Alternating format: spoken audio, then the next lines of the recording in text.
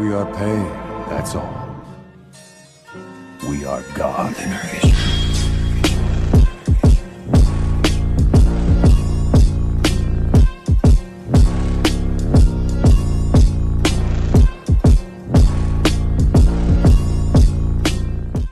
Hey guys, this is Naruto and Percy Jackson crossover. The part 5 of What If Naruto Was a Demigod. Naruto finds out a secert that blows him away. He's a half-blood. With his new friends he make a new name for himself and find what he truly ever wanted. Don't forget to hit like and subscribe and check the author in the description. Let's start. Chapter 16, Some Gods Have a Sense of Humor. The train arrived in Denver on June 14th, making only 7 days before their deadline. They haven't eaten since the night before in the dining car, somewhere in Kansas. They also haven't taken a shower since Half-Blood Hill, making them pretty noticeable to the other passengers. Let's try to contact Chiron, Annabeth said. I want to tell him about your talk with the river spirit, but we will not tell him about Echidna. He already has enough to worry about. That reminds me, stated Naruto as he lifted 2 fingers, his index and middle finger in the air and then whacked Percy on the forehead. Percy gave a short ow then glared at Naruto. What was that for? Because of your comment about her having the same name as a hedgehog or whatever it was, I forgot to make a smartass remark about her. I was just stunned I completely forgot to say something. Shut up man, Percy said still rubbing his forehead. He then turned to Annabeth. We can't use phones, right? I'm not talking about phones. Annabeth replied, wiping the grin off of her face. She got confused looks from the two. She didn't explain to them however. They wandered through downtown for about half an hour, though the boys weren't sure what Annabeth was looking for. The air was dry and hot, which felt weird after the humidity of St. Louis. Everywhere they turned, the Rocky Mountains seemed to be staring at them, like a tidal wave about to crash into the city. Finally they came upon an empty do-it-yourself car wash. They veered toward the stall farthest from the street, keeping their eyes open for patrol cars. They were 4 teenagers hanging out at a car wash without a car. Any cop worth his donuts would figure they were up to no good. What exactly are we doing? Percy asked, as Grover took out the spray gun. It's 75 cents, the goat man grumbled. I've only got 2 quarters left. Annabeth? Don't look at me, she said. The dining car wiped me out. Naruto sighed as he flipped a quarter to him. Here you go. Excellent, Grover said. We could do it with a spray bottle, of course, but the connection isn't as good, and my arm gets tired of pumping. Naruto looked even more confused than before. What are you talking about? He asked. Grover fed in the quarters and set the knob to fine mist. IMNG. Instant messaging. Percy asked. Iris messaging, Annabeth corrected. The rainbow goddess Iris carries messages for the gods. If you know how to ask, and she's not too busy, she'll do the same for half-bloods. You summon the goddess with a spray gun? Percy asked, not believing this. I thought you need some kind of temple, a chat and a virgin sacrifice. Naruto said but they could tell he was joking. Sorry Grover, looks like you're it. What? How do you figure that? Grover shouted, forgetting the spray gun. Well, Annabeth had her way with Luke when he was asleep before we had our quest, and Percy had a threesome with a couple of naiads. Naruto said, grinning at the blushing faces of Percy and Annabeth. What about you? Asked Grover, trying not to believe it. Remember that nurse back at the academy? Grover and Percy remembered. She was a beautiful brunette with a big bust that she always showed off with V-neck shirts that showed a lot of cleavage under her lab coat. She enjoyed teasing the boys and even some of the girls with her looks. Grover had to check with Chiron if she was an adult Aphrodite half-blood when he first saw her. Turned out she was just a lovely mortal. Grover just stared. How in Hades did you? Grover, he's joking, interrupted a still brushing Annabeth. Grover turned to Naruto, seeing his crazy grin which he glared at. Percy got Grover's attention, hoping to stop the fighting. So you can summon a goddess with a spray gun? Grover, who finally looked away from Naruto, pointed the nozzle in the air and water hissed out in a thick white mist. Unless you know an easier way to make a rainbow. Sure enough, late afternoon light filtered through the vapor and broke into colors. Taste the rainbow, muttered Naruto. Annabeth walked up to Percy and held out her hand. Drachma, please. He gave it to her. She raised the coin over her head. Oh goddess, accept our offering. She threw the drachma into the rainbow. Naruto was surprised that the coin just disappeared in the rainbow with a golden shimmer. Half-Blood Hill, Annabeth requested. For a moment, nothing happened. Then they saw through the mist at Strawberry Fields, and the Long Island Sound in the distance. The image seemed to be set on the porch of the big house. Standing with his back to us at the railing was a sandy-haired guy in shorts and an orange tank top. He was holding a bronze sword and seemed to be staring intently at something down in the meadow. "Luke!" Percy called. He turned, eyes wide. "Percy!" His scarred face broke into a grin. "Is that Annabeth and Naruto, too? Thank the gods. Are you guys okay?" "Heh, never better man." Naruto replied with smirking at Annabeth. "We're, fine," Annabeth stammered.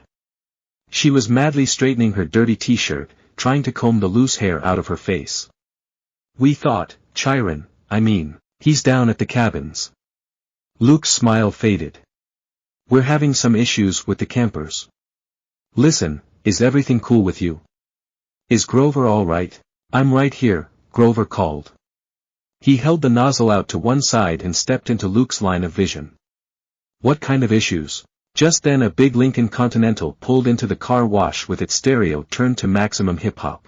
As the car slid into the next stall, the bass from the subwoofers vibrated so much, it shook the pavement. Naruto gritted his teeth. "Turn it up, I don't think people in China can hear you yet." Chiron had to. "What's that noise?" Luke yelled. "I'll take care of it." Annabeth yelled back, looking very relieved to have an excuse to get out of sight. "Grover, come on." "What?" Grover said. "But, give Percy the nozzle and come on," she ordered. Grover sighed as he gave Percy the hose, grumbling something about girls being harder to understand than the oracle at Delphi, under his breath as he left. Chiron had to break up a fight. Luke shouted to the duo over the music. "Things are pretty tense here. Word leaked out about the Zeus, Poseidon standoff. We're still not sure how, probably the same scumbag who summoned the Hellhound. Now the campers are starting to take sides. It's shaping up like the Trojan War all over again. Aphrodite, Ares, and Apollo are backing Poseidon, more or less. Athena is backing Zeus. Even when we aren't there we are getting problems," muttered Naruto. Percy shivered at the thought of the Ares cabin backing him, but he had Naruto with him, and seeing as their leader has a big crush on him, even if he was too dense to know it. In the next stall, I heard Annabeth and some guy arguing with each other, then the music's volume decreased drastically. "So what's your status?" Luke asked. "Chiron will be sorry he missed you guys." Percy and Naruto began to relay everything to their friend, including Percy's dreams.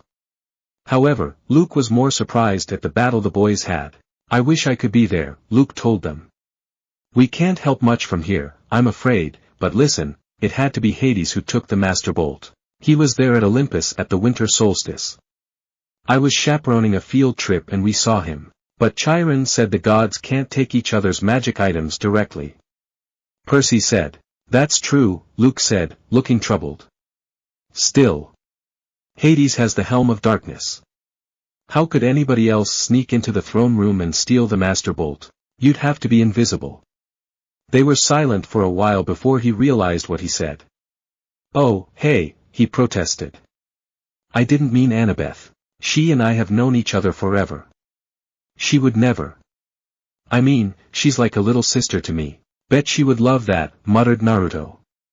He knew Annabeth wouldn't steal the bolt. She wasn't stupid enough to do it, even if it meant she would be able to go on a quest. In the stall next to us, the music stopped completely. A man screamed in terror, car doors slammed, and the Lincoln peeled out of the car wash. "You'd better go see what that was," Luke said. "Listen, are you wearing the flying shoes? I'll feel better if I know they've done you some good." Percy chuckled nervously and said, "Yeah, I am wearing them. They are pretty handy." "Really?" Luke grinned. "They fit and everything." The water shut off. The mist started to evaporate. "Well, take care of yourself out there in Denver," Luke called, his voice getting fainter. "And tell Grover." "Don't worry, Luke will take care of everything. See you when we get back and don't go peeking on Clarice while she is in the showers." Naruto shouted this last part into the mist. And the mist was gone, and Luke's image faded to nothing. They were now alone in the empty car stall. Why did you say that, Naruto? Luke would never do that. Annabeth and Grover had came around the corner, laughing, but stopped when they heard Naruto shout. We know that, he knows that. But Clarice doesn't, said Naruto simply. The others just stared at him before it clicked. That is a cruel and inhuman punishment. Was all that Grover could say. The other two nodded. Naruto rolled his eyes. Whatever, come on, let's get something to eat. Scene change. A few minutes later, they were sitting at a booth in a gleaming chrome diner. All around them, families were eating burgers and drinking malts and sodas. Finally the waitress came over. She raised her eyebrows skeptically. Well, we, want to order dinner. Percy offered. You kids have money to pay for it. Do you think we are stupid enough to walk in a place like this without money? Naruto asked sarcastically, ignoring the lady's glare. Then a rumble shook the entire place. A motorcycle the size of a baby elephant had pulled up to the curb. The motorcycle's headlight glared red. Its gas tank had flames painted on it, and a shotgun holster riveted to either side, complete with shotguns. The seat was leather, but leather that looked like, well, Caucasian human skin. The guy on the bike would have made pro wrestlers run for mama. He was dressed in a red muscle shirt and black jeans and a black leather duster, with a hunting knife strapped to his thigh. He wore red wraparound shades, and he had the cruelest, most brutal face any of the kids had ever seen. He also had oily black crew cut and cheeks that were scarred from many, many fights. Percy and Naruto got the feeling he had seen this person before. Well, this guy should have been made the Terminator. Naruto said, unable to help himself. The guy heard this as he walked into the diner and chuckled meanly. A hot, dry wind blew through the place. All the people rose, as if they were hypnotized, but the biker waved his hand dismissively and they all sat down again. Everybody went back to their conversations. The waitress blinked, as if somebody had just pressed the rewind button on her brain. She asked us again, you kids have money to pay for it? The biker said, it's on me. He slid into their booth, which was way too small for him, and crowded Annabeth against the window. He looked up at the waitress, who was gaping at him, and said, are you still here? He pointed at her, and she stiffened. She turned as if she'd been spun around, then marched back toward the kitchen. He then turned his attention to Percy and Naruto. They weren't able to see his eyes, but Percy had a bad feeling about this guy. They also felt an energy that made them want to hurt something. Anger, resentment, bitterness were what they felt, and it made Percy want to hit the wall. Naruto felt like he was in his fight with Neji for the first time. Naruto thought it was strange, it wasn't killing intent or anything that he knew of. The man smirked at them and said while pointing at each boy respectively, so you must be old Seaweed's kid, ah. And you are our little ninja half-blood. Love the place, almost as much fun as Sparta. Naruto smirked, not affected by the weird atmosphere, making the man raise an eyebrow. However, it was affecting Percy and he glared at the man. What is it to you? Annabeth's eyes flashed Percy a warning while saying, Percy, this is. The biker raised his hand. Sakai, he said. I don't mind a little attitude. Long as you remember who's the boss. You know who I am, little cousin. Naruto answered before Percy could. You're Clarice's dad, the god of war. Ares grinned and took off his shades. Where his eyes should have been, there was only fire, empty sockets glowing with miniature nuclear explosions. Heh, got that right, brat. You're a smart kid, no wonder my daughter likes you. Good to know, she a good friend and a fun sparring partner. Naruto said with a grin, not really getting what he was saying. Ares looked to the others and that they shrugged, and Annabeth mouthed clueless. Ares nodded before he rounded on Percy, and you, I heard you broke my daughter's spear. She was asking for it. Probably. That's cool. I don't fight my kids' fights, you know. What I'm here for, I heard you were in town. I got a little proposition for you. Ares offered. The waitress came back with heaping trays of food, cheeseburgers, fries, onion rings, and chocolate shakes. Ares handed her a few gold drachmas. She looked nervously at the coins. But, these aren't. Ares pulled out his huge knife and started cleaning his fingernails. Problem, sweetheart. The waitress swallowed, then left with the gold. You can't do that, Percy told Ares. You can't just threaten people with a knife. Ares laughed. Are you kidding? I love this country. Best place since Sparta and the ninja world. Don't you carry a weapon, punk? You should. Dangerous world out there. Which brings me to my proposition, I need you to do me a favor. You got in a major fight with Percy Sage back in my world, didn't you? He said it was the closest he ever came to dying. It took Ares a moment to figure out who he was talking about, then laughed and pounded his fist on the table, leaving an indent. Ha ha. Percy Sage. That's Jiraiya right down to the T. That was a good fight, I had a lot of fun there. Yeah, he said that was the closest he ever came to dying, then we went and got ourselves to where he almost died again. Me too, if I wasn't already immortal. You were caught peeking on Granny Tsunade, weren't ya? Asked Naruto, trying and remember his dream where Percy Sage said this. Ares got a large grin, now that was a babe and a real fighter too. Came right at us without even putting a towel back on. If it wasn't for the cheap shot below the belt, I would have had more fun wrestling with her. Annabeth, look at Ares, you, date, the love goddess, how could seeing her naked distract you from a fight? Ares looked at her, 106 centimeters, that was her bust size. Annabeth pictured that size in her head and went wide-eyed. She closed her eye, thinking miserably, that's not fair. Besides, my girl doesn't always have the kind of chest all the time, and beside I find other women hot. Why do you think I have so many kids? Ares laughed again before he was interrupted by Percy, who was getting annoyed at being ignored. What favor could I do for a god? He asked rudely. Something a god doesn't have time to do himself. It's nothing much. I left my shield at an abandoned water park here in town. I was going on a little date with my girlfriend. We were interrupted. I left my shield behind. I want you to fetch it for me. Why don't you go back and get it yourself? Percy asked, but the fire in Ares' eyes sockets glowed a little hotter. Why don't I turn you into a prairie dog and run you over with my Harley? Because I don't feel like it. A god is giving you an opportunity to prove yourself, Percy Jackson. Will you prove yourself a coward? He leaned forward. Or maybe you only fight when there's a river to dive into, so your daddy can protect you. Percy got angry and wanted to attack him. But he stopped. Percy knew then and there that Ares was causing his anger. Ares wanted him to attack, and he would not give the man that satisfaction. We're not interested, Percy said. We've already got a quest.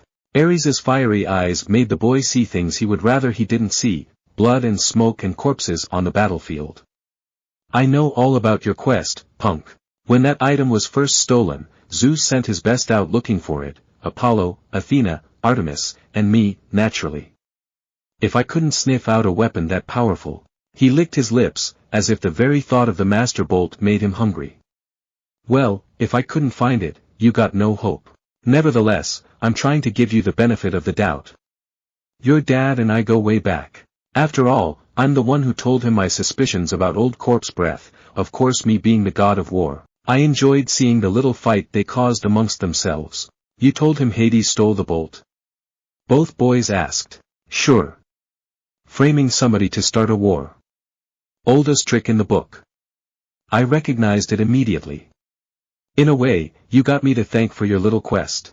Thanks for that, Percy grumbled. Anyway, I'm a generous guy. Just do my little job, and I'll help you on your way. I'll arrange a ride west for you and your friends. We're doing fine on our own. Percy glared. Yeah, right. No money. No wheels. No clue what you're up against. Help me out, and maybe I'll tell you something you need to know. Something about your mom. My mom? Asked Percy. He grinned. That got your attention. The water park is a mile west on Delancey. You can't miss it.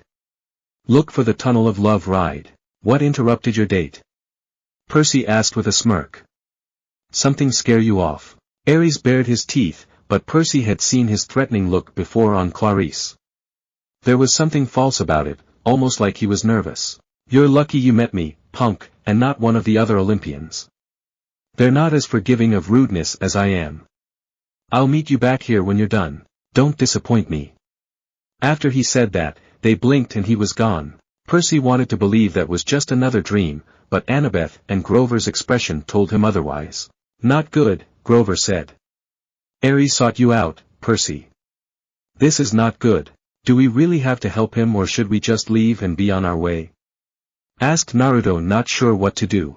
Percy looked out the window to see that Aries' motorcycle was gone as well and he frowned. That man liked to mess with people's emotion so bad they break. He doubted the man knew anything about his mom.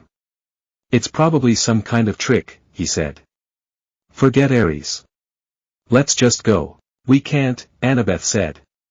Look, I hate Aries as much as anybody, but you don't ignore the gods unless you want serious bad fortune. He wasn't kidding about turning you into a rodent. Wouldn't he get in trouble with Percy's dad and Zeus? 'Cause if he did that, Zeus wouldn't get his bolt back. Naruto asked, hoping this could help. Do you think Aries would care? Annabeth replied, not liking this any better than he did. Percy looked down at his cheeseburger and sighed. Why does he need us? Maybe it's a problem that requires brains, Annabeth said. Aries has strength. That's all he has. Even strength has to bow to wisdom sometimes. Or he's trying to make up to his date for ending it too early. Naruto suggested, remembering what Aries said. But this water park, he acted almost scared. What would make a war god run away like that? Annabeth and Grover glanced nervously at each other. Annabeth said, I'm afraid we'll have to find out. Scene change. The sun was sinking behind the mountains by the time they found the water park. Judging from the sign, it once had been called Waterland, but now some of the letters were smashed out, so it read Watrad. Waterland, how original. Naruto deadpanned, causing the other to laugh. The main gate was padlocked and topped with barbed wire. Inside, huge dry water slides and tubes and pipes curled everywhere, leading to empty pools. Old tickets and advertisements fluttered around the asphalt. With night coming on, the place looked sad and creepy. If Aries brings his girlfriend here for a date, Percy said, staring up at the barbed wire, I'd hate to see what she looks like. Percy, Annabeth warned. Be more respectful. Why? I thought you hated Aries. He's still a god. And his girlfriend is very temperamental. Aren't they all? Asked Naruto seriously, but he didn't get an answer. You don't want to insult her looks, Grover added. Who is she? Echidna? Asked Percy, making Naruto laugh. No, Aphrodite, Grover said, a little dreamily. Goddess of love. Wait, I thought she was married to someone already. Percy replied, Hephaestus. What's your point? Grover said. Oh. Percy said, suddenly feeling the need to change the subject. So how do we get in? Maya. Grover's shoes sprouted wings. He flew over the fence, did an unintended somersault in midair, and then stumbled to a landing on the opposite side. He dusted off his jeans, as if he'd planned the whole thing. You guys coming? Naruto saw that his other friends would have no other way over but to climb the old-fashioned way. He sighed and grabbed the two around the middle. He then jumped high over the fence and landed right next to Grover. Annabeth and Percy screamed at the sudden speed and height until they were back on solid ground. Letting the two of them go, he stretched and started to walk off. You guys are lucky you aren't fat guys, or that would have been really difficult. The others just shook their head and followed them. The shadows grew long as they walked through the park, checking out the attractions. Naruto laughed at some of the names. There was Ankle Biter Island, Head Over Wedgie, and Dude, Where's My Swimsuit? There were no monsters in sight and it was all quiet. They found a souvenir shop that had been left open. Merchandise still lined the shelves, snow globes, pencils, postcards, and racks of clothes, Annabeth said happily. Fresh clothes. Yeah, Percy said. But you can't just watch me. She snatched an entire row of stuff of the racks and disappeared into the changing room. A few minutes later she came out in Waterland flower print shorts, a big red Waterland t-shirt, and commemorative Waterland surf shoes. A Waterland backpack was slung over her shoulder, obviously stuffed with more goodies. What the heck? Grover shrugged. I know, $25 for a t-shirt? Said Naruto, looking at the rack of simple shirts. They continued searching for the tunnel of love. Percy got the feeling that the whole park was holding its breath. So Aries and Aphrodite, Percy said, to keep his mind off the growing dark, they have a thing going. That's old gossip, Percy, Annabeth told him. 3,000-year-old gossip. What about Aphrodite's husband? Percy asked. Well, you know, she said. Hephaestus. The blacksmith. He was crippled when he was a baby, thrown off Mount Olympus by Zeus. So he isn't exactly handsome. Clever with his hands, and all, but Aphrodite isn't into brains and talent, you know. She likes bikers. Whatever. Hephaestus knows. Oh sure, Annabeth said. He caught them together once.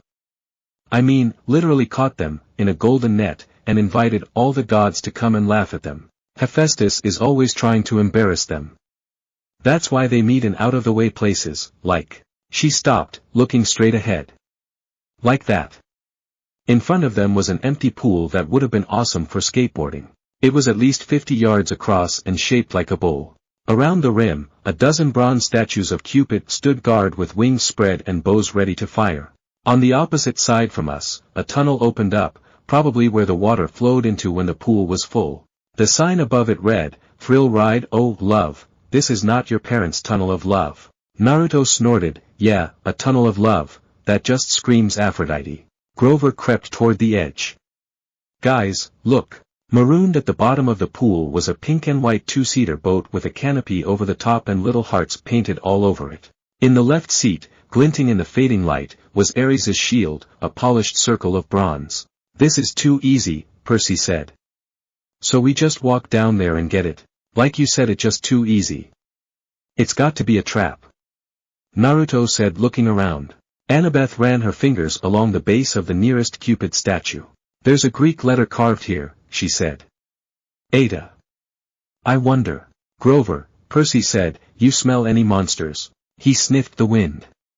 Nothing. Nothing, like, in the arch and you didn't smell echidna nothing, or really nothing. Grover looked hurt. I told you, that was underground. Sorry. Percy replied while taking a breath. Okay, I am going in. I'll go with you. Grover didn't sound too enthusiastic. They guessed he was just making up for what happened in St. Louis. No, he told him. I want you to stay up top with the flying shoes. You're the Red Baron, a flying ace, remember. I'll be counting on you and Blondie for backup, in case something goes wrong. Grover puffed up his chest a little. Sure. But what could go wrong? Naruto slapped his forehead. Never say that, it just screams, jinx me right now. I don't know. Just a feeling. Annabeth, come with me, are you kidding? Annabeth replied while looking at the sea boy with a red face. What's the problem now? Percy groaned. Me, go with you to the thrill ride of love? How embarrassing is that? What if somebody saw me? Who's going to see you? Percy replied, his own face burning now. Fine. I'll do it myself. He went to leave them but he noticed she was following him anyway, mumbling under her breath. They reached the boat. The shield was propped on one seat, and next to it was a lady's silk scarf. Percy tried to imagine Ares and Aphrodite here, a couple of gods meeting in a junked-out amusement park ride.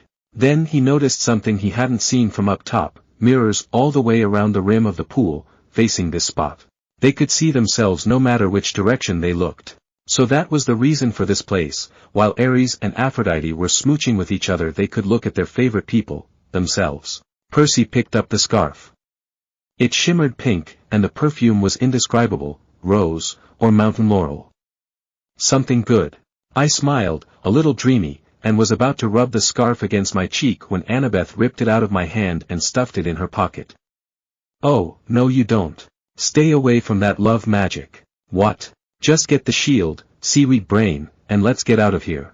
The moment Percy touched the shield, he knew we were in trouble. His hand broke through something that had been connecting it to the dashboard.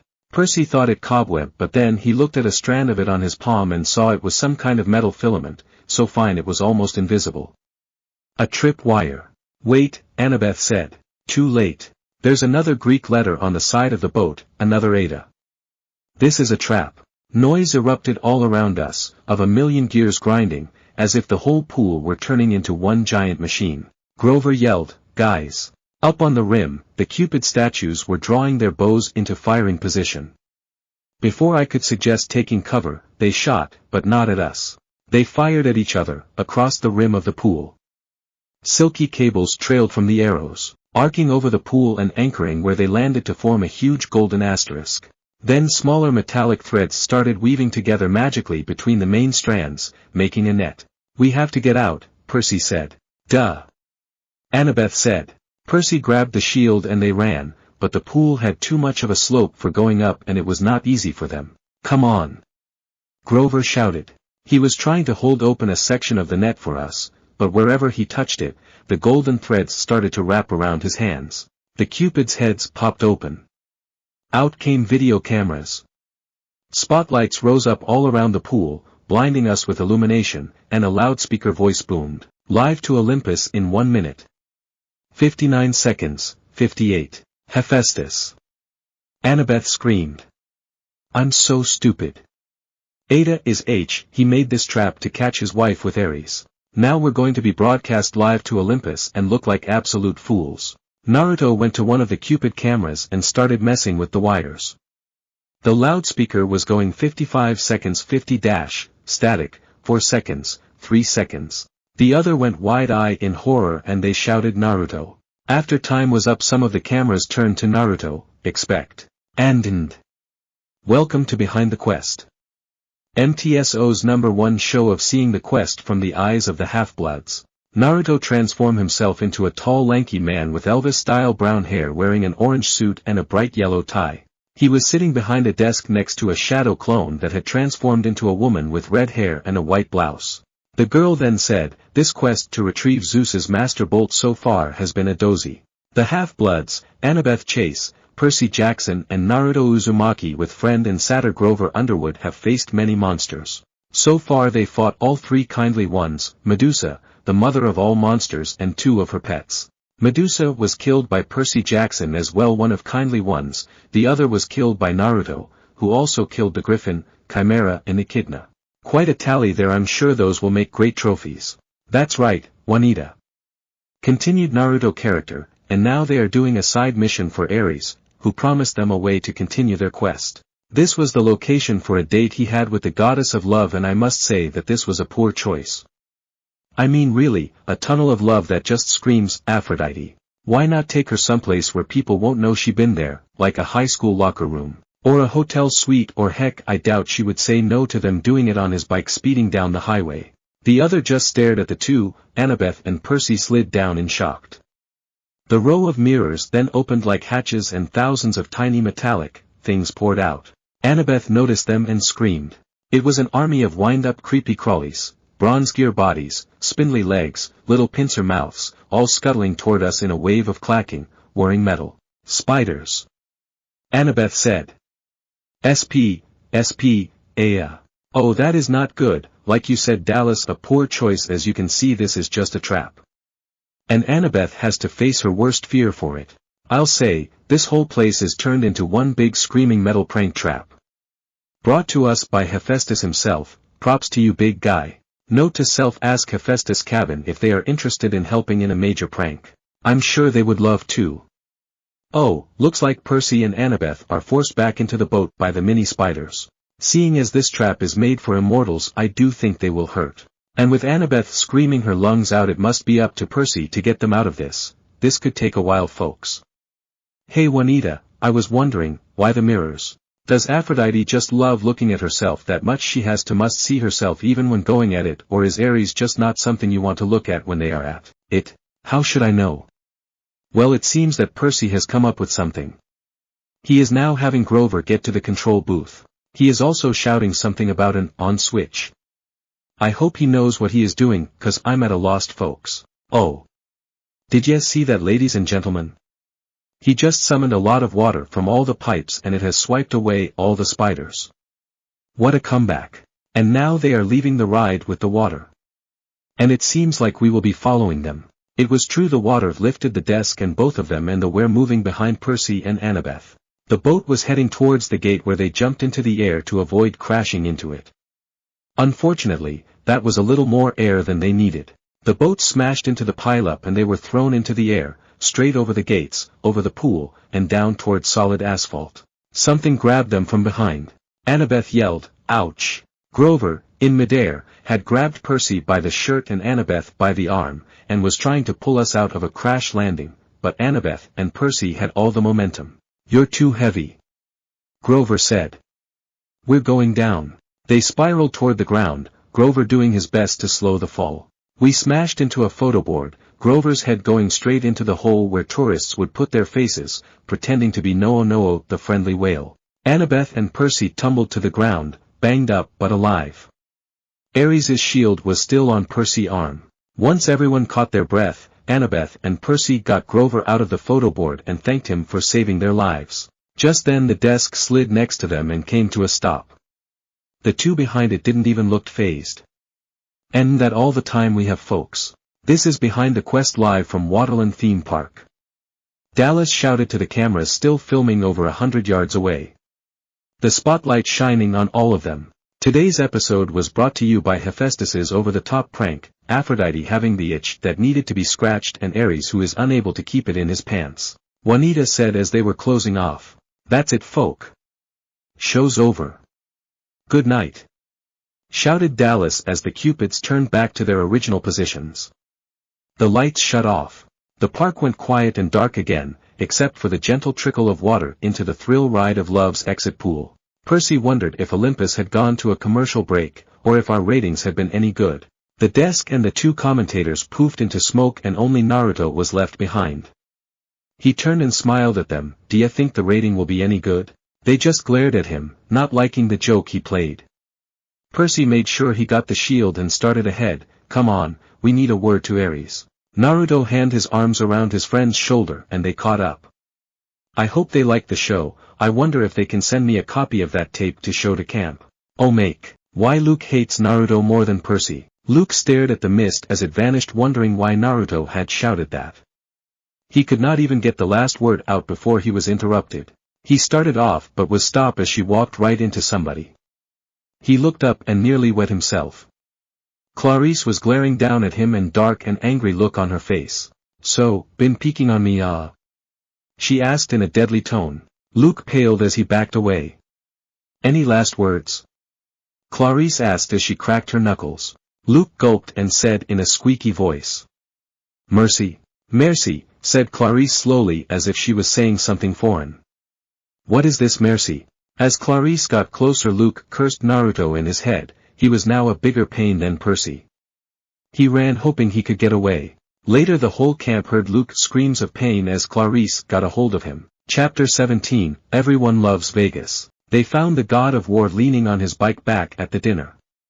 He looked half amused, half annoyed. They could all guess what he was annoyed about.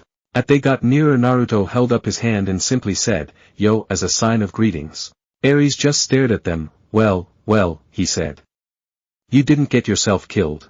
Naruto smirked. Well, I think you saw what happened but Percy cut him off. Glaring at him Percy said. You knew it was a trap. Ares cracked a wicked smirk. That crippled blacksmith was surprised when he netted a couple of stupid kids. You looked good on TV, can't say the same about the show even if my lady liked that last idea of yours.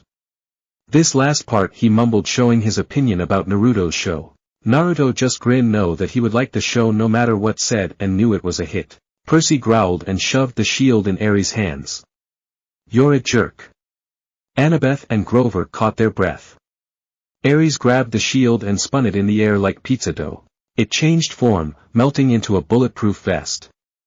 He slung it across his back. So, about our ride? Asked Naruto, wondered if Ares would keep his word or just leave them for the hell of it. See that truck over there?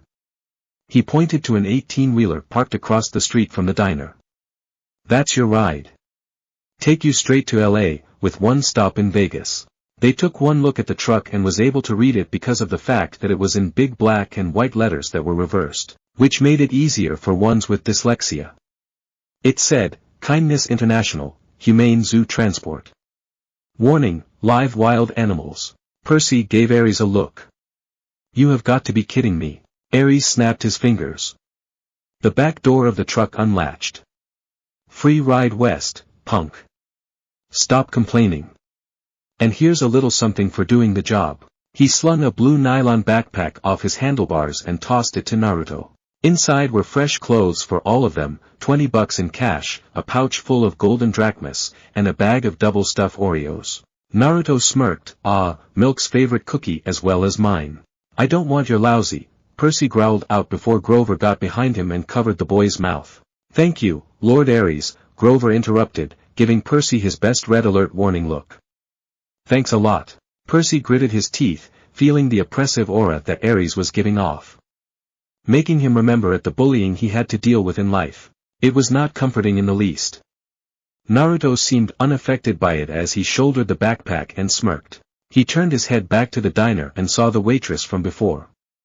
She was nervously looking at Ares, like he was going to hurt them or something. She even dragged out the fry cook to look. She said something that he could not make out, then the man took out a camera and snapped a photo of the group. Percy felt his eye twitch. He could already see the news headline, 12-year-old outlaw beats up defenseless biker.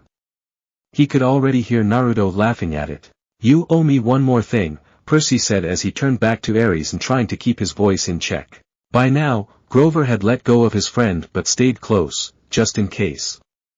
You promised me information about my mother. You sure you can handle the news? He kick-started his motorcycle. She's not dead. Percy took a shell-shocked look on his face. What do you mean? I mean she was taken away from the Minotaur before she could die. She was turned into a shower of gold, right? That's metamorphosis. Not death. She's being kept. Kept. Why? You need to study war, punk. Hostages. You take somebody to control somebody else. Nobody's controlling me. Ares just smirked meanly at him. Think what you want, kid, but someone like you are always being controlled, even if they don't know it. That was it for Percy's patience with the god of war's aura. You're pretty smug, Lord Ares, for a guy who runs from Cupid's statues. Behind Ares' sunglasses, fire glowed. We'll meet again, Percy Jackson. Next time you're in a fight, watch your back and you ninja boy. I would not bite more that you can chew, but in the little time I spent with ya I know you will in a heartbeat. Duh, laughed Naruto. Ares revved his Harley, then roared off down Delancey Street. Annabeth said, that was not smart, Percy. I don't care. You don't want a god as your enemy. Especially not that god. Warned Annabeth. Guy does know how to fight, though I'm surprised you were able to resist his aura or whatever he was sending at us, Annabeth. I felt like I was ready for a fight but nothing special, and Grover had that whole, make love not war thing going on. What do you mean by that? Asked Grover, not sure if he should that as an insult or not. Well, you are like a modern-day hippie. No meat, the hippie look, hell, you even have a name that hippies would like. I am sure he was like me and was affected too but was held back cause of fear. Said Annabeth, not looking any of them in the eye. Hey, guys, Grover said. I hate to interrupt, but... He pointed toward the diner. At the register, the last two customers were paying their check, two men in identical black coveralls, with a white logo on their backs that matched the one on the Kindness International truck. If we're taking the Zoo Express, Grover said, we need to hurry. The group made their way onto the truck and shut the door behind them. In the dark the smell caught them off guard. The trailer was dark inside until Percy uncapped Anaclosmos. The blade cast a faint bronze light over a very sad scene.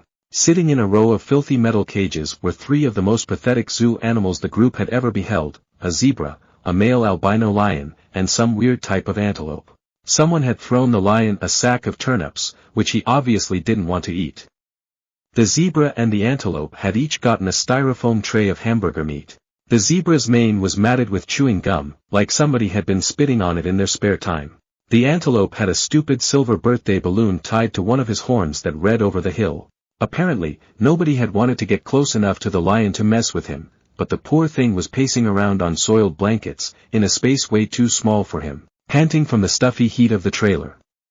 He had flies buzzing around his pink eyes and his ribs showed through his white fur. This is kindness. Grover yelled. Humane zoo transport. No, Naruto said as he looked around. He could feel the animals here were in pain from hunger and thirst as well as fear at the human in front of them. Naruto moved closer to the loin, which growled at him. After a few seconds it stopped and turned away. Naruto could tell that the lion knew that he was the king of the pride here. Naruto looked back at the others. All of these animals can be found overseas and it is even harder to find an albino lion. And real animal handle or even a real human being would have these animals in such condition. This is black market, all they care about is money, even if these animals die before they get it. The other, even the animals, stared at him. They could tell he is holding back his anger, his fist clenched and shaking ready to throw a punch. To his friends they can tell the only reason he wasn't leaving the truck to give those guys a piece of his mind was the fact they could not drive this thing. The animals could feel his anger at the men that held them and they had even more respect than before they first him. The truck's engine roared to life and they started moving. Annabeth wanted to break the cages but Percy said it was not good on a moving truck. Percy though found a water jug while Naruto went and got the food to the right cages. Grover calmed the antelope down, while Annabeth used her knife to cut the balloon off his horn. Grover and the other had to help keep the zebra still on the bumpy truck as Naruto carefully cut the gum out of its mane. After they got the animals to calm down again they all sat trying to get comfortable for the night. Grover lay down on a sack of turnips, Naruto sat near the lion, while Percy and Annabeth sat near the bag Ares gave them. Annabeth passed the Oreos and they all ate them half-heartedly. "Hey," Annabeth said, "I'm sorry for freaking out back at the water park, Percy." "That's okay. It's just..." She shuddered. "Spiders." Because of the Arachne story, Percy guessed. "She got turned into a spider for challenging your mom to a weaving contest, right?" Annabeth nodded. "Arachne's children have been taking revenge on the children of Athena ever since. If there's a spider within a mile of me, it'll find me. I hate the creepy little things. Anyway, I owe you. We're a team, remember?" Percy said. "Besides, Grover did the fancy flying and you were the one who caught us." He then turned to Naruto and gave him a deadpan look. Although some of us could have helped better than what they did. Naruto waved him off. "I was ready to jump in at any time. That was to get some of the gods to relax as well as make you seem like we knew what we were doing. If I didn't add my show the gods we were a joke when we hold the fate of the world from getting swept in a war. They felt better know he was doing that to help them rather than fool around." Annabeth pulled apart an Oreo, handed Percy half. "In the Iris message, did Luke really say nothing?" Naruto eyed Percy wondering what he will say. Percy munched on his cookie for a bit before he answered, "Luke said you and he go way back. He also was about to say something about Grover, most like to say good luck man." Grover smiled before he wiped his eyes. "It is okay, but it is like you said, a 7-year-old half-blood wouldn't have made it very far alone. Athena guided me toward help. Talia was 12. Luke was 14. They'd both run away from home, like me. They were happy to take me with them. They were amazing monster fighters, even without training. We traveled north from Virginia without any real plans, fending off monsters for about 2 weeks before Grover found us." Grover sighed as he got up, unable to sleep as he heard the conversation. "I was supposed to escort Talia to camp," he said, sniffling. "Only Talia. I had strict orders from Chiron, don't do anything that would slow down the rescue. We knew Hades was after her, see, but I couldn't just leave Luke and Annabeth by themselves. I thought I could lead all 3 of them to safety. It was my fault the kindly ones caught up with us." I froze. "I got scared on the way back to camp and took some wrong turns. If I'd just been a little quicker." "Stop it," Annabeth said. "No one blames you. Talia didn't blame you either. She sacrificed herself to save us," he said miserably. "Her death was my fault. The Council of Cloven Elders said so. Because you wouldn't leave 2 other half-bloods behind?" Percy said. "That's not fair." "Yeah, they were idiots. Those how breaks the rules are trash, but those who abandon their comrades and friends are worse than that." Naruto said, breaking his silence. "No matter what you cannot save everyone, no matter how hard you try." The memories of Haku and Sasuke came into his mind. You did what you can and saved 2 great friends. If you abandon them you would feel just as bad if not worse. Besides, Talia is in the tree and she will be back someday. I am sure we can find a way. I made a promise to help her and I do not go back on my word. They're right. Annabeth said. I wouldn't be here today if it weren't for you, Grover. Neither would Luke. We don't care what the council says. Grover kept sniffling in the dark. It's just my luck. I'm the lamest satyr ever, and I found the 3 most powerful half-bloods of the century, Talia, Percy, and Naruto. You're not lame, Annabeth insisted. You've got more courage than any satyr I've ever met. Name one other who would dare go to the underworld. I bet Percy is really glad you're here right now. She kicked Percy in the shin. Yeah, Percy said, though he would have said that anyway without the kick. It's not luck that you found Talia and me, Grover. You've got the biggest heart of any satyr ever. You're a natural searcher. That's why you'll be the one who finds Pan. And it is your heart that makes you so strong. The other satyrs would not go as far as you do. They are just too narrow-minded and stupid to even see it, Naruto said with a smile in the darkness. They heard a deep but happy sigh at that. Thanks guys. And soon he fell asleep within a few seconds. How does he do that? Percy marveled. I don't know, Annabeth said. But that was really a nice thing you two told him. I meant it. Percy said. He is our friend, would we say anything else? Naruto said, as he got closer to them. Percy noticed that the Annabeth had been rubbing on her necklace for a long time. He just assumed that she was thinking deep strategic thoughts. That pine tree bead, Percy said, breaking the silence. Is that from your first year? She looked. She hadn't realized what she was doing. Yeah, she said. Every August, the counselors picked the most important event of the summer, and they painted on that year's beads. I've got Talia's pine tree, a Greek trireme on fire, a centaur in a prom dress. Now that was a weird summer. What, did someone prank Chiron or did he lose a bet? Naruto joked, getting a laugh from his two friends. And the college ring is your father's? Percy asked as they settled back down. That's none of your... She stopped herself. Yeah. Yeah, it is. You don't have to tell me. Percy said, feeling like he overstepped the boundaries. No, it's okay. She took a shaky breath. My dad sent it to me folded up in a letter, 2 summers ago. The ring was, like, his main keepsake from Athena. He wouldn't have gotten through his doctoral program at Harvard without her. That's a long story. Anyway, he said he wanted me to have it. He apologized for being a jerk, said he loved me and missed me. He wanted me to come home and live with him. That doesn't sound so bad. Yeah, well, the problem was, I believed him. I tried to go home for that school year, but my stepmom was the same as ever. She didn't want her kids put in danger by living with a freak. Monsters attacked. We argued. Monsters attacked. We argued. I didn't even make it through winter break. I called Chiron and came right back to Camp Half-Blood. You think you'll ever try living with your dad again? Please. I'm not into self-inflicted pain. She replied, not meeting his eyes. You shouldn't give up, Percy told her. You should write him a letter or something. Thanks for the advice, she said coldly, but my father's made his choice about who he wants to live with. There were a few moments of silence before Percy spoke up again. So if the gods fight, I said, will things line up the way they did with the Trojan War? Will it be Athena versus Poseidon? She put her head against the backpack Ares had given them, and closed her eyes. I don't know what my mom will do. I just know I'll fight next to you. Why? Because you're my friend, seaweed brain. Despite our parents are rivals, I will stand by my friends no matter what. I am sure Naruto is going to be on your side as well, so any more stupid questions?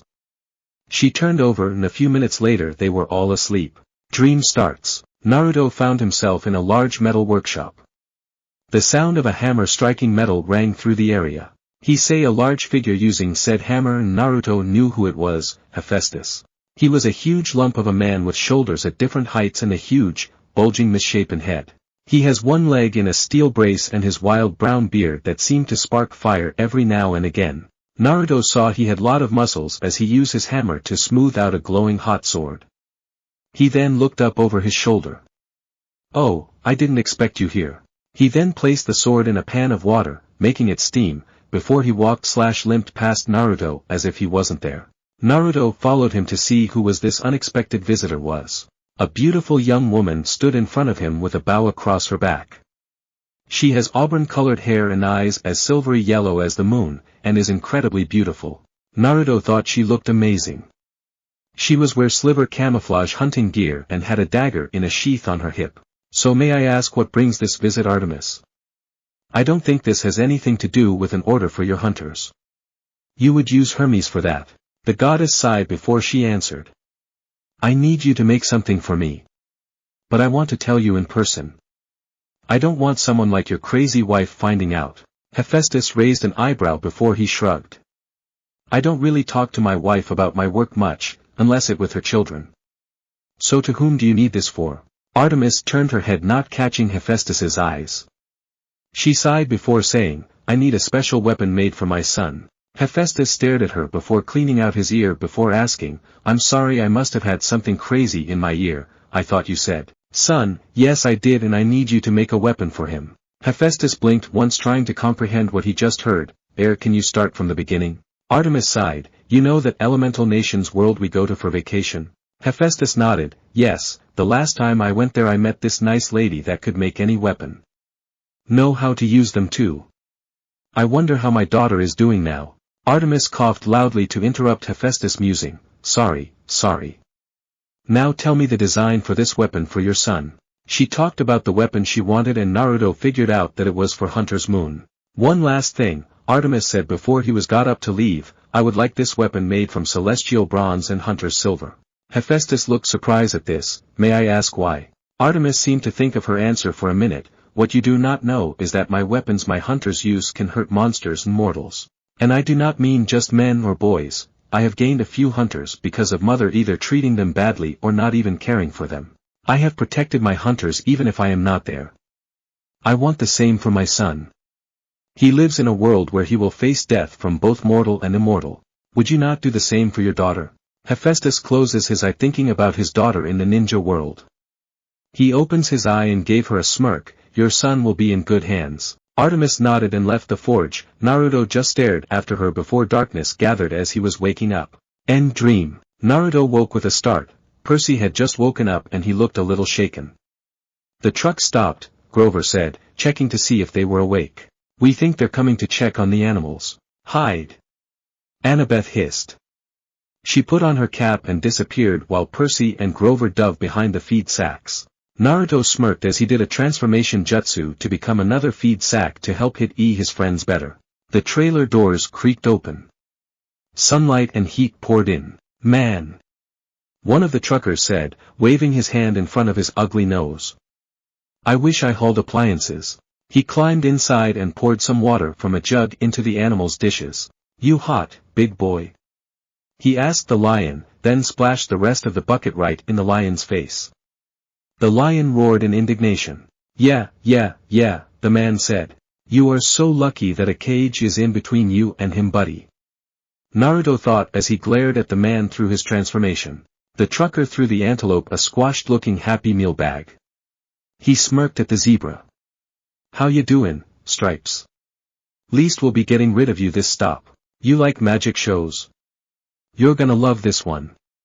They're gonna saw you in half. The zebra, wild-eyed with fear, looked straight at Percy's position. The zebra seemed to be talking to Percy and Percy seemed to understand him. Naruto could feel the zebra and pretty much got what he was saying to Percy. There was a loud knock on the side of the trailer. The trucker inside with them yelled, What do you want, Eddie? A voice outside, it must have been Eddie's, shouted back, Maurice. What did you say? What are you banging for? Knock. Outside, Eddie yelled, What banging? Maurice rolled his eyes and went back outside, cursing at Eddie for being an idiot. A few seconds later, Annabeth appeared next to Percy and Naruto poofed back to normal. Great work, Annabeth, Naruto smirked, figuring she was the one making the noise as the boys could not move from their spots to do it. Naruto looked around as Grover cried, You were right, Naruto, we have to set them free. Couldn't put it any better myself. Naruto said as he went to the lion's cage. He busted the lock as Percy freed the zebra. Grover went to the zebra while the lion slowly got out of the cage. It stared at Naruto before it gave a short bow. Naruto smirked, Why do you show them how scary you really are? Just then Maurice was poking his head back inside to check out the noise. The lion spotted him and gave out a loud roar that made the guy fall back trying to get away. The zebra leaped over him and into the street. There was yelling and screaming and cars honking. The group rushed to the doors of the trailer in time to see the zebra galloping down a wide boulevard lined with hotels and casinos and neon signs. Naruto laughed as they had just released a zebra in Las Vegas. The lion roared again as Maurice and Eddie ran to get away and to catch the zebra. A few policemen came running after them, shouting, Hey! You need a permit for that. Now would be a good time to leave, Annabeth said. The other animals got off and ran into the streets. Some tourists screamed. Most just backed off and took pictures, probably thinking it was some kind of stunt by one of the casinos. Will the animals be okay? Percy asked Grover. I mean, the desert and all. Don't worry, he said. I placed a satyr sanctuary on them, meaning they'll reach the wild safely, he said. They'll find water, food, shade, whatever they need until they find a safe place to live. Why can't you place a blessing like that on us? Percy asked. It only works on wild animals. So it would only affect Percy, Annabeth reasoned. Hey! Percy protested, what about Naruto? He is closer to wild animal than I am. Naruto just laughed. Kidding, she said. Come on. Let's get out of this filthy truck. They got off and started down the street. It felt it was 100 degrees outside and they tried to move fast to find someplace cool. Naruto looked all around at the flashing signs. Hey guys, feeling lucky? No. We do not need any casinos after us because you drained them dry. Said Percy, who could see it now. They made their way to a dead-end street with a building at the end of it with the banner saying, Lotus Hotel and Casino. The entrance was a huge neon flower, the petals lighting up and blinking. No one was going in or out, but the glittering chrome doors were open, spilling out air conditioning that smelled like flowers, lotus blossom, maybe. The doorman smiled at them. Hey, kids. You look tired. You want to come in and sit down? Thank you, Naruto said and ran in, enjoying the cool air with Percy and the others quickly following. Whoa! Grover announced. The whole lobby was a giant game room, and not that old crap you see in arcades. There was an indoor waterslide snaking around the glass elevator, which went straight up at least 40 floors. There was a climbing wall on the side of one building, and an indoor bungee jumping bridge. There were virtual reality suits with working laser guns. And hundreds of video games, each one the size of a widescreen TV. Basically, you name it, this place had it. There were a few other kids playing, but not that many. No waiting for any of the games. There were waitresses and snack bars all around, serving every kind of food you can imagine. Hey! A bellhop said. He wore a white and yellow Hawaiian shirt with lotus designs, shorts, and flip-flops. Welcome to the Lotus Casino. Here's your room key. But... Percy stammered. No, he said, laughing. The bill's taken care of. No extra charges, no tips.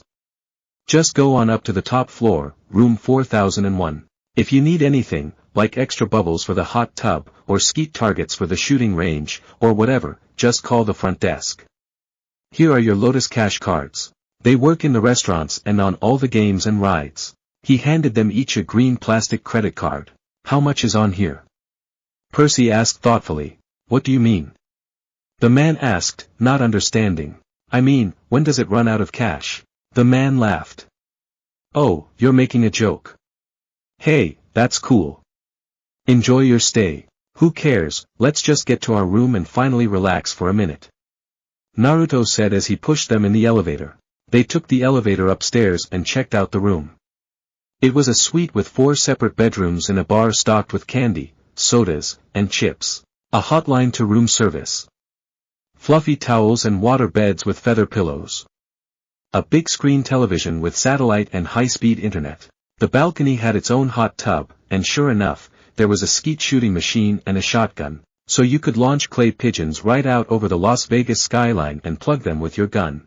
The view over the strip and the desert was amazing, but with a room like this, they probably wouldn't have any time to check it out. Oh, goodness, Annabeth said. This place is sweet, Grover said. Absolutely sweet. Sweet is too small of a word for this place. Naruto said as he flopped down on one of the beds but laughed as it turned out to be a water bed. Percy smirked and tossed the bag that Ares had given him into the trash, not needing it anymore. They all went to their own rooms and took a shower. When Percy got out, he saw that Naruto and Grover were pigging out on the food provided for them and Annabeth had set the TV to the National Geographic channel. All those stations, he told her, and you turn on National Geographic. Are you insane? It's interesting. No, the anime channel is interesting, change it. I want to see some DBZ or Bleach or even One Piece. I feel good, Grover said. I love this place. Without him even realizing it, the wings sprouted out of his shoes and lifted him a foot off the ground, then back down again. Got that right? Said a dazed Naruto. So what now? Annabeth asked. Sleep. The boys looked at each other and smirked. Percy held out the green plastic cards and said, play time. The gang had fun doing all sorts of crazy things. Percy outshined everyone in the surfing contest in the hologram beach before Grover and Naruto joined a team in laser tag where they killed the other team by over 30 points. Percy then went to do his own thing while Grover started playing a reverse hunting game where he had to shoot rednecks. Annabeth was playing a sim game where she could build her own city. The look on her face showed that she was in heaven. Naruto had his own idea for fun. Game mode. He was walking in the street waiting for some action, he had to wait for the prey to come to him. In the middle of a square he heard the small clicking sound and rolled to the side just in time to avoid a pistol shot. He ran knowing the prey was going to try and close in. He blended into a standing crowd of people talking and waited. The prey moved by wearing his white crowd. He quickly moved behind the guy and killed him with his draw blades. The man fell, but he had other prey. One man fighting here was said to have never been killed, a real challenge for the likes of him. He needed to move without drawing attention to himself. A crowd of people were walking away from him. He planned on blending in to try and find him. But just as he got close, one of the men moved and he was dead with a draw blade in his neck. End game mode. Marcus Grimm growled before he threw his Xbox 360 remote at the screen. That is bullshit. He shouted before adding, who is the hell is Moonlight Hunter? He was at a large room with many TV screens around pillars so players can come in and join any live game. Naruto looked up from his screen, and gave a simple yo. Marcus growled and moved towards Naruto. He was a tall pale guy with short wavy black hair. Somehow he reminded Naruto of Grimmjow from Bleach. You think you are a hot shot, right? Naruto just stared, well said something. Has anyone told ya you look like Grimmjow from Bleach? Marcus's eyebrow twitched before he got a smirk on his face and decided to scare the kid. He pulled his knife out of his belt and swung it at Naruto. Naruto reacted and formed one of his swords and blocked the knife strike. Marcus blinked at the kid blocking his knife. He then noticed that kind of metal Naruto's blade seemed to be made of. Well, what's this, another half-blood? Naruto blinked at this and noticed that the knife looked like it was made from black metal. Marcus laughed before putting his blade away. Haven't seen any half-blood come in here in a while. He held out his hand which Naruto shook. I'm Marcus Grimm, son of Hades. Naruto stared in shock before saying, Naruto Uzumaki, son of Artemis and related to a bunch more. Marcus raised an eyebrow at that but shrugged. I thought Artemis didn't have kids, but I guess times have really changed since I peek outside. This got Naruto's attention. What do you mean? And how can Hades have a son? He swore on the river Styx with his brothers that he wouldn't. Marcus laughed again. Yeah, I heard something like that. But I was born and raised before World War II started. When the American got into the war I became what you can call a draft dodger. I hid here, the new location of the Lotus Eaters. He saw Naruto smacking his head. I just liked the place too much after the war ended so I stayed here. Plus after the showed up I figure I stick around more. He thumbed over his shoulder to see two kids. The boy had shaggy and messy black hair and intense black eyes with a gleam of genius or madness, but the kid seemed to be having fun with his card game. He also wears all black clothes and on the chair he was sitting on was an aviator's jacket. A girl was sitting next to him. He noticed that she had black eyes and dark brown hair. She seemed to be lean, and about average height. She had olive skin like the boy at the table, a sprinkle of freckles across her nose, and wore a floppy green hat that hides most of her face, but you could still see it. The girl caught Naruto's eye and she turned blushing. My siblings, Marcus said. I talked to them before but I think my old man wiped their memory for their safety or something. He turned back to Naruto. So how long have you been here? A few hours. Marcus thought of something then nodded. I say only few days have passed. Naruto's face turned to horror, but we have a deadline. Marcus nodded. So on a quest, what do you have to do? Someone stole Zeus's master bolt and we have to find it. Marcus just stared before laughing loudly. Someone had the balls to do that? Oh man, I almost wish I can see the guy's face when he took it. But if you guys are on a deadline, I suggest you get out of here. Naruto turned to find his friends when Marcus called back, hey, if you are in town, blow me up and we can have a rematch. Naruto gave him the thumbs up before running to find Percy. He found Percy trying to get Annabeth away from her sim game. Come on, Percy told her. We've got to get out of here. There was no response, so Percy shook her. What? She replied, looking annoyed. We need to get out of here. Leave. What are you talking about? I've just got the towers, she said. This place is a trap. Percy replied frantically, but she just ignored him as she went on with her game. Naruto sighed and knew only one thing will snap her out of it. Hey Annabeth, you got a spider one your. She screamed before she shakes her body and shirt to get rid of the spider.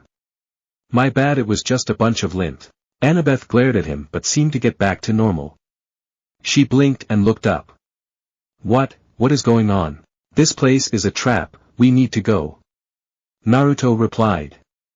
Annabeth's eyes widened and she shot off with the two boys to find Grover. Oh gods, how long have we been here? Asked Annabeth. To be honest, I would rather not know. Naruto replied, though it was not reassuring to the two following him. When they found Grover, he was still playing virtual deer hunter. Grover! They shouted. He said, die, human. Die, silly polluting nasty person. Grover! Percy shouted again, only for the goat man to point the plastic gun on Naruto and start clicking. Naruto gave him a deadpan look before he grabbed the gun and hit Grover with the butt of the gun. He groaned in pains as Percy and Annabeth grabbed Grover by the arms, dragging him away from the game. No, I just got to a new level. No. He yelled frantically. The Lotus Bellhop hurried up to them. Well, now, are you ready for your platinum cards? Sorry, but we need to go. Naruto replied. Such a shame, he said, and he got the feeling that he really meant it, that they would be breaking his heart if they went.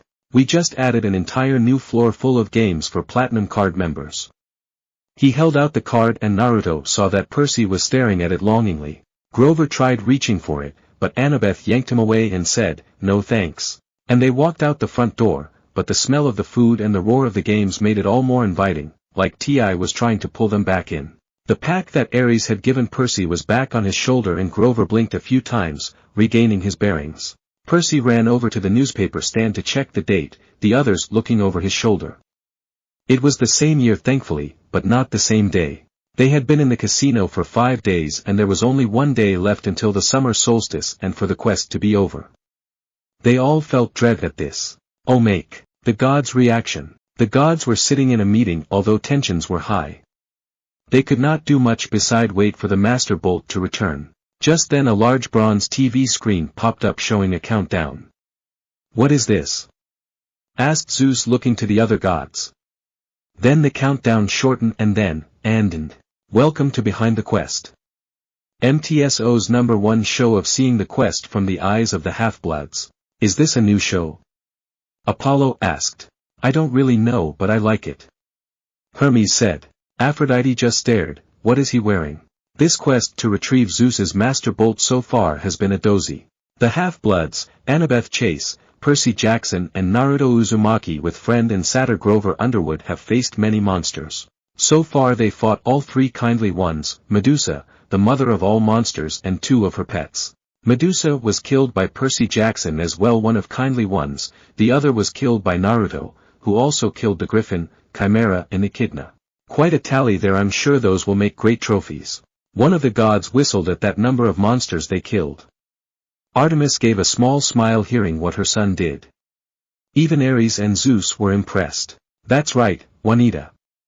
And now they are doing a side mission for Ares, who promised them a way to continue their quest. This was the location for a date he had with the goddess of love, and I must say that this was a poor choice.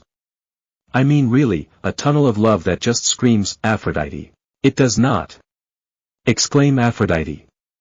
While Zeus was looking at Ares, his eyes narrowed and said war god chuckled worriedly. Yes, is kinda does. Athena muttered. How else would her husband know where to lay traps? Why not take her someplace where people won't know she been there, like a high school locker room? Or a hotel suite, or heck, I doubt she would say no to them doing it on his bike speeding down the highway. Some of the gods laughed at that. Aphrodite let out a before saying, well, I never did that before. And some of the gods slapped their foreheads. The screen started screaming and Athena got a little worried cause her daughter was the only girl there. Oh, that is not good, like you said, Dallas, a poor choice. As you can see, this is just a trap. And Annabeth has to face her worst fear for it. Athena shivered at the spiders and felt fear for her daughter. I'll say, this whole place is turned into one big screaming metal prank trap. Brought to us by Hephaestus himself, props to you, big guy. Hephaestus was stunned at this but gave a lopsided grin. Note to self: ask Hephaestus' cabin if they are interested in helping in a major prank. Hephaestus thought about it and figured he would like to see what kind of crazy prank they could come up with. I'm sure they would love to. Oh, looks like Percy and Annabeth are forced back into the boat by the mini spiders. Seeing as this trap is made for immortals, I do think they will hurt. Both Athena and Poseidon feared for the children as they watched the screen. And with Annabeth screaming her lungs out, it must be up to Percy to get them out of this. This could take a while, folks. Athena did not know if she should be fearful that a sea spawn has to save her daughter or praying that he come up with something. Hey Juanita, I was wondering, why the mirrors? Does Aphrodite just love looking at herself that much she has to must see herself even when going at it, or is Ares just not something you want to look at when they are at it? Several gods laughed at this while Aphrodite pouted and Ares turned red in the face with anger. How should I know? Well, it seems that Percy has come up with something. He is now having Grover get to the control booth. He is also shouting something about an on switch. I hope he knows what he is doing, cause I'm at a lost, folks. Athena thought about it and wondered if he meant the switch for the ride. Oh. Did you see that, ladies and gentlemen? He just summoned a lot of water from all the pipes and it has swiped away all the spiders. What a comeback. And now they are leaving the ride with the water. And it seems like we will be following them. Poseidon and Athena were worried about the fate of their kids while the other god watched the screen waiting for what happens next. They see them jumping from the boat and the satyr caught them. Hey, are those my shoes? Hermes asked, getting shrugs. The kids landed safely and the host came up saying, and that all the time we have, folks. This is Behind the Quest live from Waterland Theme Park. Today's episode was brought to you by Hephaestus's over-the-top prank, Aphrodite having the itch that needed to be scratched and Ares who is unable to keep it in his pants. Ares looked like he was ready to blow while the other gods were laughing. Hermes and Apollo fell from their thrones from laughing so hard and even Aphrodite giggles a little. That's it, folk. Show's over. Good night. The screen went blank and Zeus tried to get everyone under control. Artemis shook her head fondly. Her son sometimes acted too much like his grandfather Hermes. That's it for part 5. Thank you for watching and see you in the next video.